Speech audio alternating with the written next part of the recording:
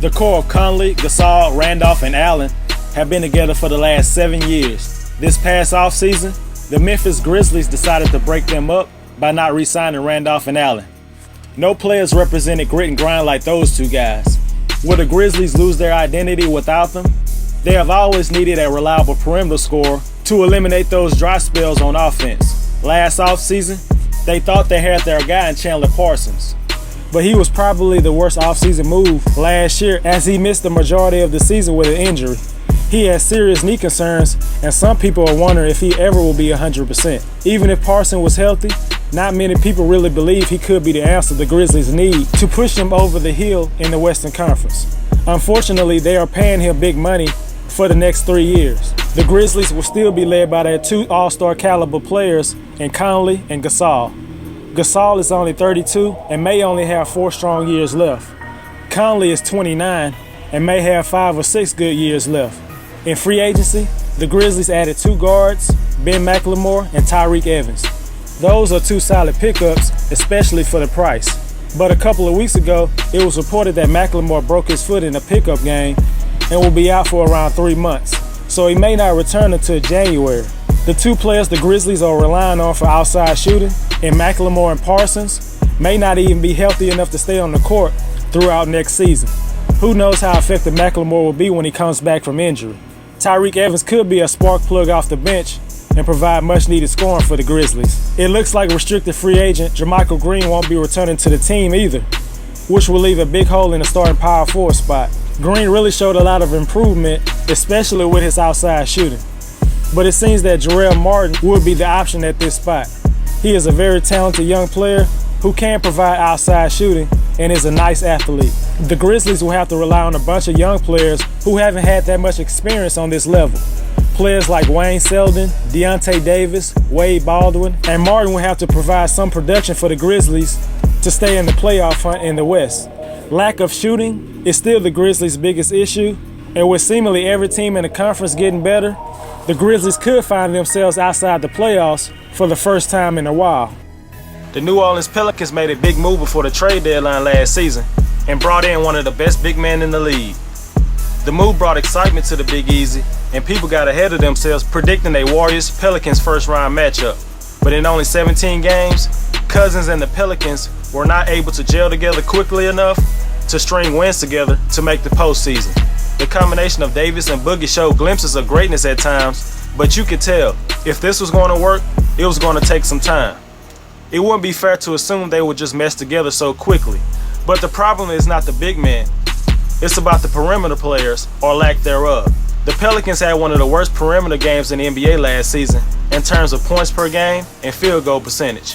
Starting small forward Solomon Hill shot 38% from the field last year.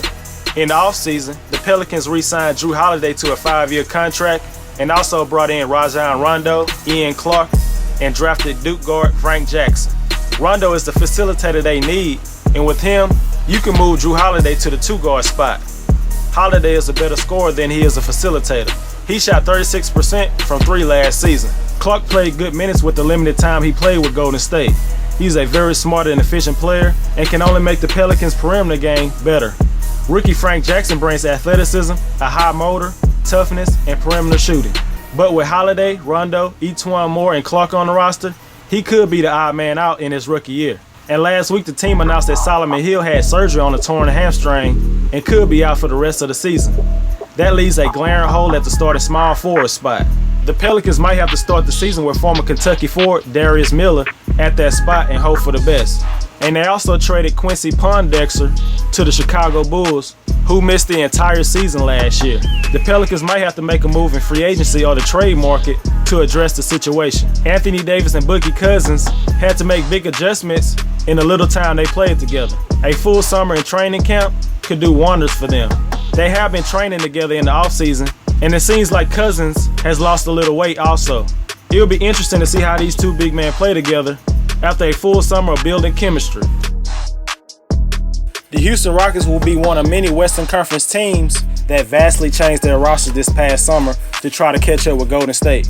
One of the most surprising moves of the offseason was when Chris Paul opted into his contract and got traded to the Rockets to team up with another ball-dominant guard and James Harden. Houston is still targeting Carmelo Anthony, which could significantly change the rotation.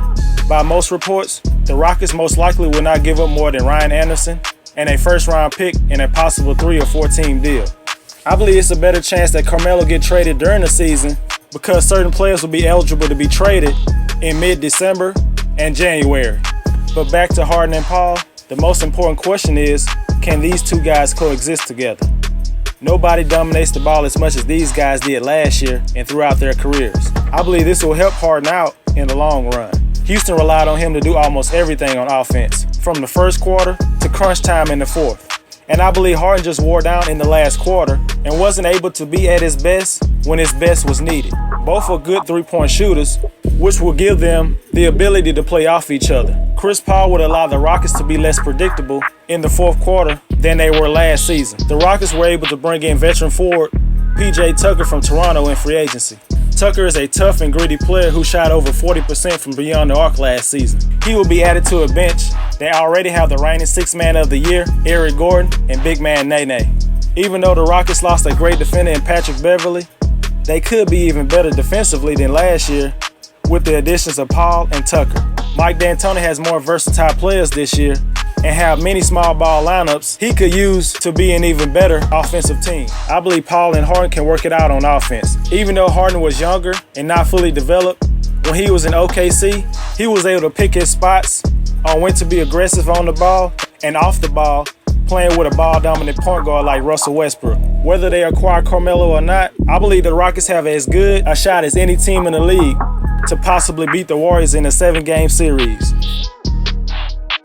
During November last season, the Dallas Mavericks had one of the worst records in the NBA, but they were able to pick it up to a certain extent later on as some players came back from injury.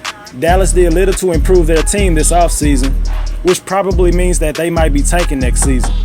During Summer League, Mark Cuban was interviewed and said that there's no question about it that they were tanking. He also said if they was in the East, they wouldn't be. Some think the Mavericks are trying to maintain salary cap flexibility moving forward. That's probably the reason why they didn't sign restricted free agent Nerlens Noel to a long-term contract. Noel ended up signing the qualifying offer for around $4 million this year, meaning he will become an unrestricted free agent next summer. They even got Dirk Nowitzki to opt out of his contract for $25 million and re-sign him to $10 million over 2 years. There were plenty of reasons to think that Harrison Barnes will never live up to that max contract the Mavericks gave him last summer. The 24-year-old proved to NBA fans that he's more than just a 3-and-D guy, and his performance in the 2016 finals was a blip, not a trend. Barnes finished last season with a career-high 19 points, 5 rebounds, and 1.5 assists per game. He showed that he can be a deadly scorer in numerous situations. But the main reason for optimism is the 9th overall pick in the draft, guard Dennis Smith Jr. Smith will be in the driver's seat to win Rookie of the Year. The Mavericks haven't had a young top-notch point guard on the team since Steve Nash, and Smith has the tools and the skills to be one.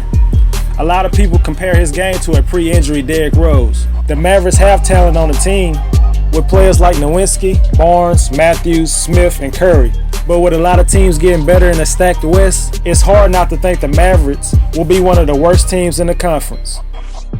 There was optimism for the San Antonio Spurs going into the offseason, with speculation of them signing a big-time free agent like Chris Paul or Kyle Lowry. But they didn't get any of those guys and ended up re-signing some players to big contracts, especially Paul Gasol. They signed this guy to a $16 million a year deal for 3 years. He is obviously not the player he used to be, but he is an awful defender, and on top of that, he won't be able to play extended minutes against a juggernaut like Golden State. So them giving that contract to Gasol was mind-boggling. Bringing back Patty Mills was a smart move, especially if they couldn't get a top point guard in free agency. Signing Rudy Gay was a solid move, even though he has consistently made teams worse when he plays for them.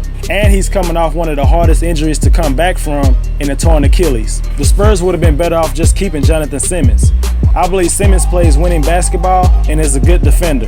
Dwayne Dedmon was a good backup center for the Spurs last season. He was the defensive big that Gasol could never be, but he ended up signing with Atlanta in free agency. And the only big man they have signed to replace him at this point is Joffrey Laverne, who is still a project at this point of his career. He can't be depended on to play important minutes right now.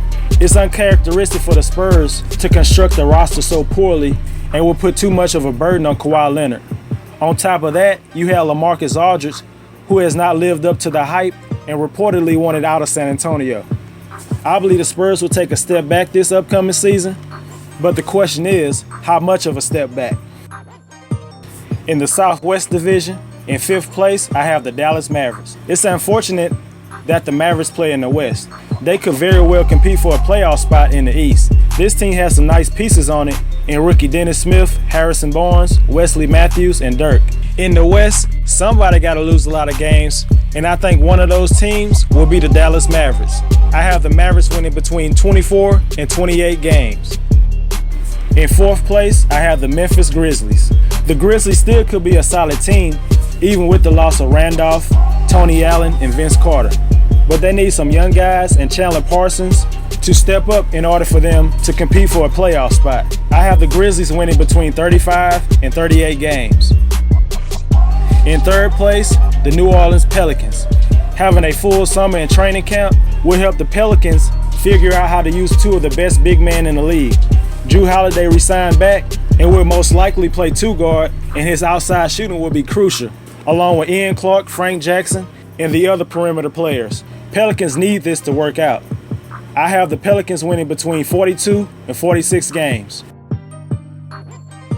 In 2nd place, I have the San Antonio Spurs. You can always expect the Spurs to be competitive year in and year out, and this year will be no different. But with some of the moves during the offseason, I question if the Spurs have a chance to compete with the Warriors. I mean, just standing pat with all the players from last year would have been enough, in my opinion, to give the Warriors a run for their money. I mean, they were up by 25 points against the Warriors in Game 1 of the Western Conference Finals until Kawhi Leonard got hurt. I have the Spurs taking a step back this year, and I have them winning between 50 and 54 games. And in 1st place, I have the Houston Rockets. The Rockets were one of the best offensive teams last year, but late in games, they were too predictable, and James Harden expended a lot of energy being the point guard full time. I believe with the addition of Chris Paul will make the team better in late game situations. I believe the Rockets have the offensive firepower and the defense to be a legit championship contender this year. I have the Rockets winning between 55 and 58 games.